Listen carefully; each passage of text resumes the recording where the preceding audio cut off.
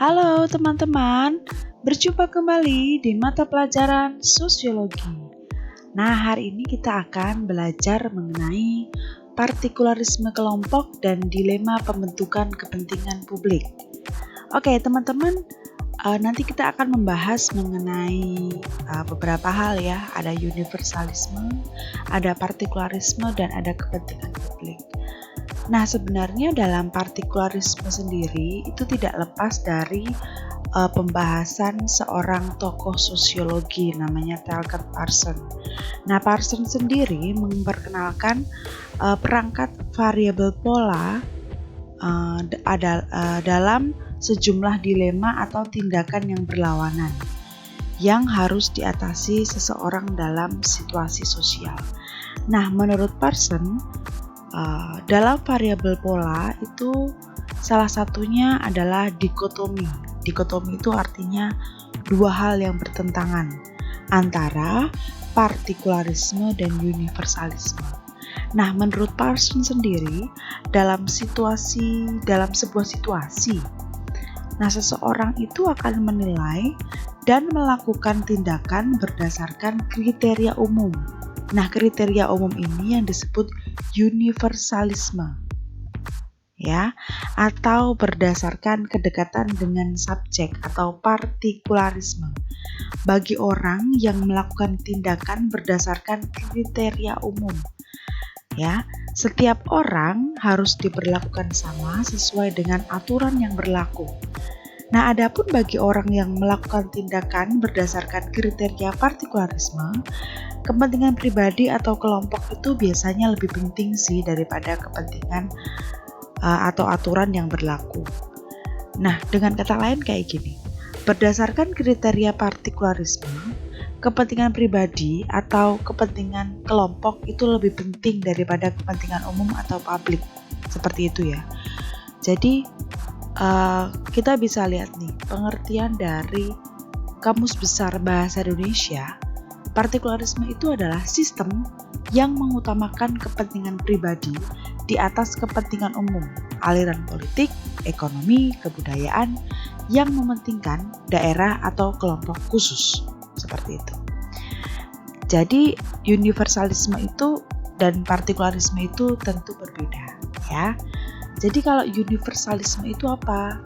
Universalisme itu dalam Kamus Besar Bahasa Indonesia merupakan sebuah aliran yang meliputi segala-galanya, penerapan nilai dan norma secara umum, ya, seperti itu.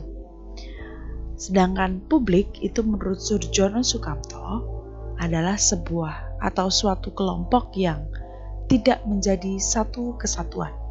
Itu menurut Surjono Sukamto. Karena ketika kita membahas mengenai partikularisme yang cenderung mengutamakan atau mementingkan kepentingan pribadi dan kelompok, partikularisme itu sebenarnya memungkinkan menjadi sumber konflik. Karena apa? Cenderung mementingkan pribadi atau kelompok daripada kepentingan umum atau publik. Nah, sedangkan di sini publik itu menurut Surjono Sukamto kelompok yang tidak menjadi satu kesatuan, gitu ya. Nah, jadi sifat publik ini bukan kesatuan menjadikan publik menjadi sebuah karakter yang beragam.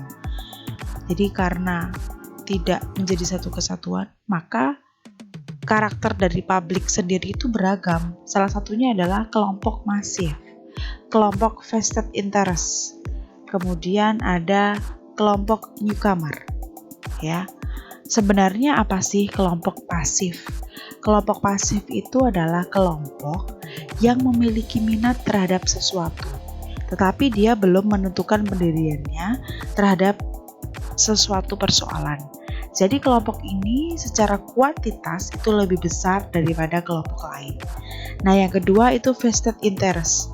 Itu kelompok yang terdiri dari kumpulan orang yang telah memiliki kedudukan tertentu dalam masyarakat dan biasanya bersikap mendukung kebijakan penguasa karena untuk mempertahankan statusnya.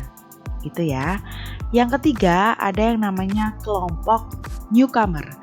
yaitu kelompok yang terdiri dari golongan menengah yang rata-rata ingin memperjuangkan kepentingannya dan berusaha merebut kedudukan yang lebih tinggi dalam masyarakat. Itu seperti itu. Jadi ada 3 hal ini dari kelompok pasif, vested interest, dan newcomer. Dari beragam karakter anggota masyarakat tersebut, jelas bahwa membangun karakter publik itu sangat beragam dari ketiga hal ini. Karena mereka memiliki cara pandang, nilai, atau kepentingan yang berbeda. Kepentingan publik adalah segala sesuatu yang diperuntukkan bagi upaya pemenuhan kebutuhan orang banyak atau masyarakat secara umum.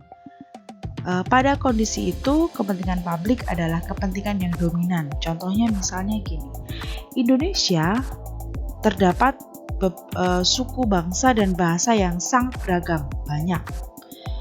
Nah, untuk memenuhi kebutuhan publik, yaitu bersatunya seluruh rakyat Indonesia tanpa mementingkan suku dan bahasa yang beragam, mereka disatukan dengan Sumpah Pemuda, misalnya seperti itu.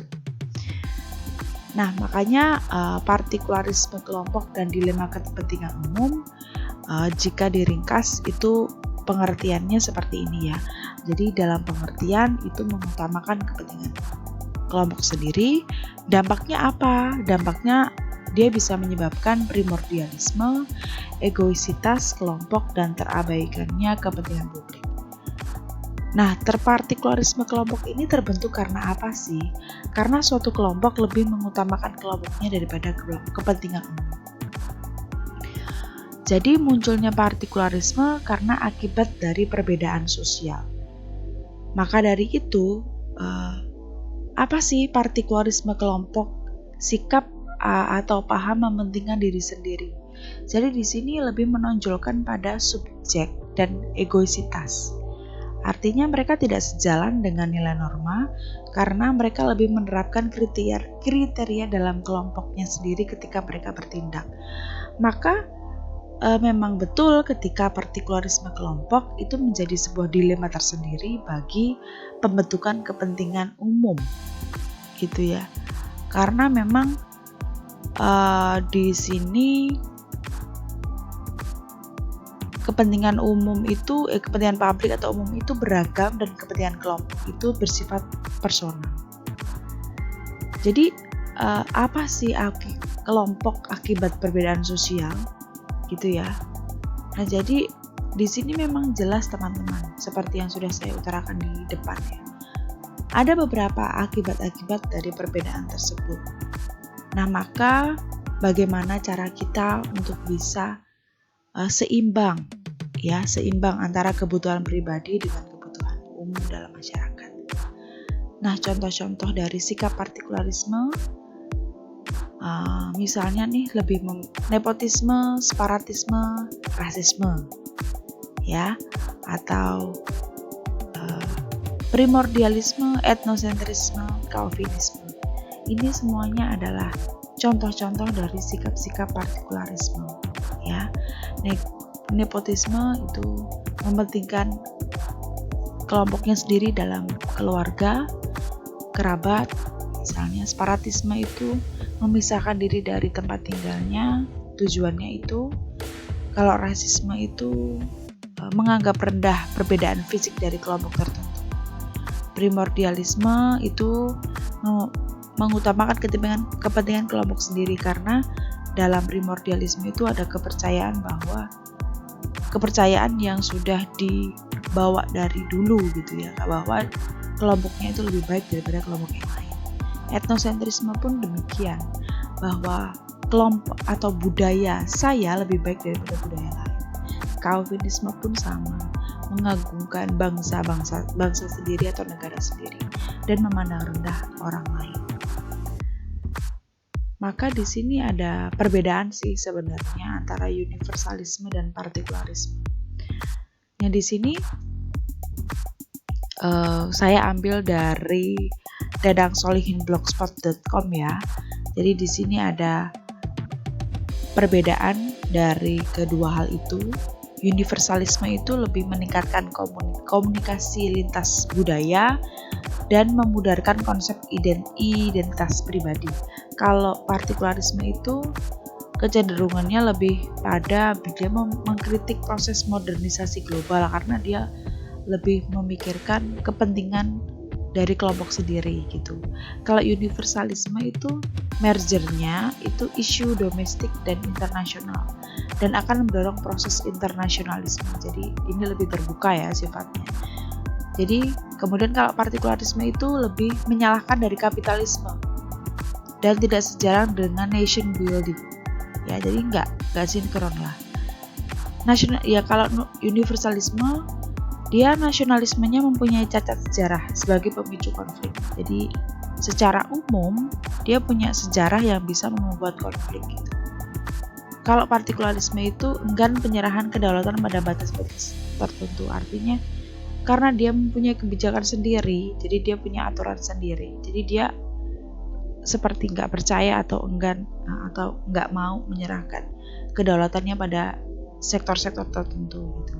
Nah, universalisme ini ada perusahaan multinasional dan mengakhiri ide-idenya mereka seperti itu. Oke teman-teman, terima kasih karena kalian telah menyimak video ini dari awal sampai akhir. Kita akan bertemu di video-video selanjutnya. Thank you.